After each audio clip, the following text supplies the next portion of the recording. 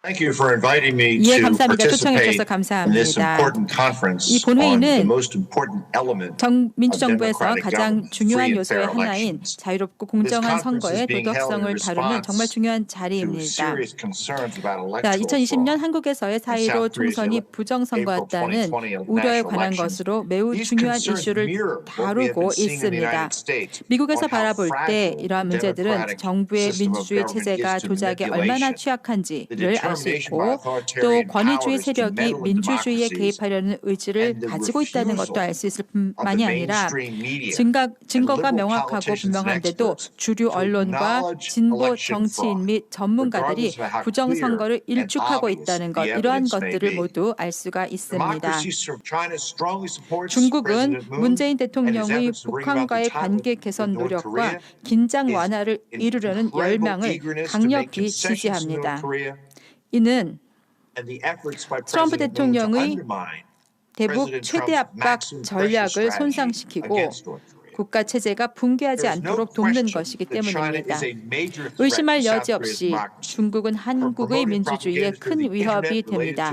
선거와 관련된 인터넷을 통한 선전, 첩보작전, 그리고 한국 국민과의 공모 등에서 중국이 한국 정치에 개입하고 선거를 방해하는 데 막대한 지원을 쏟아부은 것은 확실합니다. 2020년 4월 선거 조작 의혹은 이러한 관점에서 바라봐야만 합니다. 이번 선거의 비정상적인 점들은 우연의 일치나 사소한 실수로 치부되어서는 안 됩니다.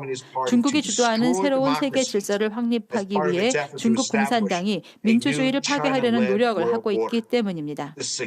이러한 상당수의 선거 문제는 선거 결과에 영향을 미치기 위해 외세에 의해 조정된 선거운동이 있었음을 강력히 시사합니다.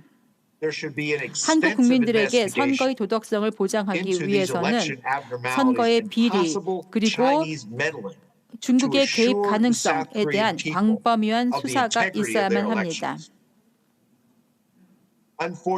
불행하게도 이런 일은 절대 일어나지 않을 것으로 보이고 여러분들도 아마 그렇게 생각할 것입니다. 정부는 수사를 원하지 않으며 또 아마도 수사에 착수하려는 시도를 방해하고 있을 수도 있습니다. 주류 언론과 전문가들은 선거가 조작됐다는 생각을 일축하고 있습니다. 한국에서요. 이것이 미국에서 일어나고 있는 일들을 보여주는 것이기도 하는데요. 좌파는 좌파에게 유리한 결과를 가져오는 것이라면 민주주의를 훼손하는 것으로 보이는 사건들을 조사하는 데도 관심이 없습니다. 아마 한국의 사이로 선거의 부정 역시도 중국의 이러한 통신장비 연결과 관련되어 있지 않을까 생각을 합니다. 중국인들은 또 이렇게 말합니다. 우리는 다른 나라를 정복하려는 것이 아닙니다. 라고요. 아마 정복하지 않겠다라는 것은 맞는지 모르겠습니다만 통제를 하려는 것은 맞습니다. 자유민주주의, 언론의 자유 이런 것을 이용해서 그들의 목표를 이루고자 하는 것입니다. 이제 한국 이야기를 좀 해보겠습니다. 결과가 나왔을 때 저는 이 결과가 참 이상하구나라고 생각을 했었더랍니다. 그런데 그 과정은 제가 잘 모르니까 자세하게 살펴보진 않았습니다만 일반적으로 봤을 때 한국같이 선진국은 이런 선거 부정이 있을까라고 생각을 했었던 것이죠. 그러나 제가 계속해서 얘기를 한번 들어보고 또 와서 얘기를 해보고 더 많은 관심을 갖기 시작하자 상황이 좀 달라졌습니다. 증거가 너무 많은 것입니다. 정보도 많이 나왔고요. 그래서 25명의 후보자가 선거 비리에 대해서 적시에 불만을 나타냈다고 합니다. 그리고 100명이 넘는 당사자들이 선거법 위반에 대한 의혹을 제기했다고 합니다.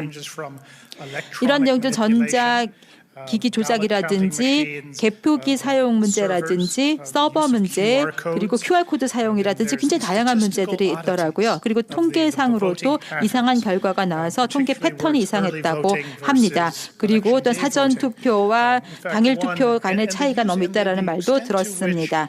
이런 모든 것들을 놓고 보았을 때 사전투표가 실제로 결과에 영향을 미쳐서 결국 선거 결과를 바꿔 집어넣을 수 있을 정도가 되었고 그 숫자가 굉장히 높은 숫자였습니다. 이런 사례라고 보기에는 말이죠. 그래서 거의 뭐 100%까지 바뀌어지는 경우도 보았습니다만 이런 것들은 굉장히 신뢰성 있는 observer들이 살펴볼 수 있는 상황에서 본다면 예를 들어서 통계의 원리가 있지 않습니까?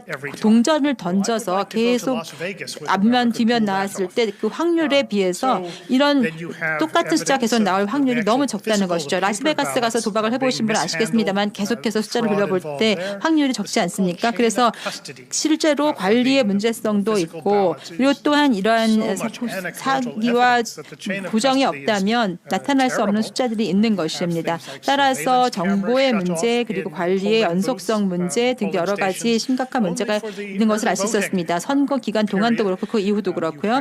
그리고 또한 사전 선거 기간 동안에는 실제로 투표 수가 유권자 수보다 많았던 경우도 있었습니다. 그리고 또 개인정보의 사용이라든지 개인정보보호법의 위반과 같은 문제도 있었던 것으로 들었습니다. 굉장히 많은 상황이 발생한 것 같고 다 모두 심각한 상황 같습니다. 따라서 선거가 발생하는 당시에 있어서 이런 모든 상황들이 중요한 것인데 이러한 행정 부분에 보았을 때 어떠한 면에서 보았을 때도 제가 다른 나라들과 비교하고 다른 선거들과 비교했을 때에도 예를 들어서 전체적으로 한국의 위상을 저해하고 약화시키는 상황이 되지 않을까 생각합니다. 그리고 한국과 미국 간의 관계, 한미 관계에 있어서도 역시 큰 영향을 미치는 것 같습니다. 북한과 중국의 경우에 있어서는 그 관계를 이용해서 한국이 더 그 사이에 있는 것이고요. 또 한반도의 문제가 이런 지정학적 역학에서 다양한 여러 가지 국가들이 있기 때문에 제가 굉장히 많은 관심을 가지고 있었고 제가 여당의 고위 공직자들 중에서 중요한 선거 전략가가 중국을 방문을 해서 선거 전에 중국과 여러 협의를 했다는 것 자체도 굉장히 이상한 일이라고 생각을 했습니다. 굉장히 많은 그 질문들이 나올 수밖에 없는 것이죠. 그 동기가 무엇일까? 라고 궁금했었습니다. 그래서 이런 새로운 면으로 봤을 때 이런 모든 것을 살펴보아야 할 것이고 그리고 또한 그 대응이 어떠한지 행정부의 대응이 어떠한지를 살펴보아야 했습니다. 한국의 정부 기관 정부 단체들은 이러한 주장에 대해서 별로 대응을 하고 있지 않습니다.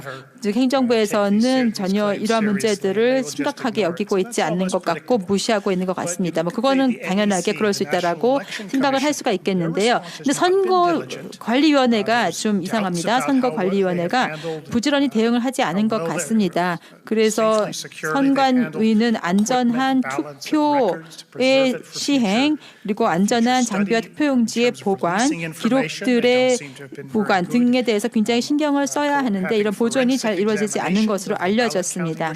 따라서 추후의 검토나 법의학적 검사에 대비해서 보존도 이루어져야 되는데 여기에 대한 선행적인 혹은 예방적인 어떤 보존도 이루어지지 않았다라는 것입니다. 그래서 여기에서 뭐 사실이 아니다라는 것을 증명할 수 있어야만 하는데 그런 사실이 아니다라는 증명조차도 못하고 있지 않습니까? 그렇기 때문에 이런 것들에 대해서 정말 어떤 일이 발생했을까에 대한 관심이 갈 수밖에 없는 것이고요. 굉장히 의심스러운 그런 행동을 하고 있다고 말씀드릴 수가 있겠습니다. 또 언론도 마찬가지입니다. 언론도 그렇게 깊이 파고들지 않고 있는 것 같습니다. 여당에서의